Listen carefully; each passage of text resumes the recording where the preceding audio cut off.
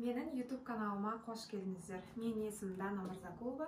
Бүгін сіздермен панкейки жасайтын боламыз. Оған дейін лайк басып, комментарий жазып, құрбыларыңызға, группаға, WhatsAppқа жіберіңіздер. Ал сонымен бастаймыз. Ең әуелі бізге панкейкиға шекер қажет.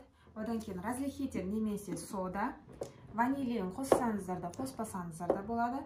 Бір жұмыртқа, сұйық май, кәдімгі тамаққа қосатын. Одан кейін сүт, кәдімгі домашний сүт те бола береді. Одан кейін міндетті түрде ситадан өткізілуі қажет. Весы, әр нәрсені жасаған кезде міндетті түрде весы қажет, чтобы сіздерде лишний расход болмау үшін. Ал сонымен бастаймыз. Ең әуелі бір жұмыртқаны қостым. Одан кейін шекерден 3 ас қасық. 3 ас қасық толтырып қосам. 1, 2, 3 ас қасық. Одан кейін ванилин. Барлығын бірден қосып, содан кейін араластырамыз.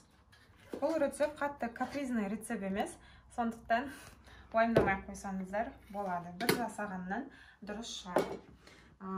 Сұйық май, міне, 1 ас қасық сұйық май қосамын, яғни табаға жабысып қалмау мақсатында. Енді разрыхительден граммнан есептегенде 5 грамм. 5 грамм разрыхитель. Соданы қоссаңыздар да болады, қыздар. Разрыхительді қосып жатырмын қазір. 5 грамм болды. Сүттен, домашний сүтте бола береді, қыздар. Сүтті қосамын. Одан кейін ұнды қосамын. Сүт 200 грамм, ұн 200 грамм кетеді. Ұн 200 грамм міндетті түрде ситадан өткізілген болуы қажет. 200 грамм барлығын ситадан өткізіп жатырмын. Граммдарын, қыздар, сіздерге видеоға да жазып қойғанмын, сондықтан уайымдамаңыздар. Енді осын барлығын миксермен араластырамыз.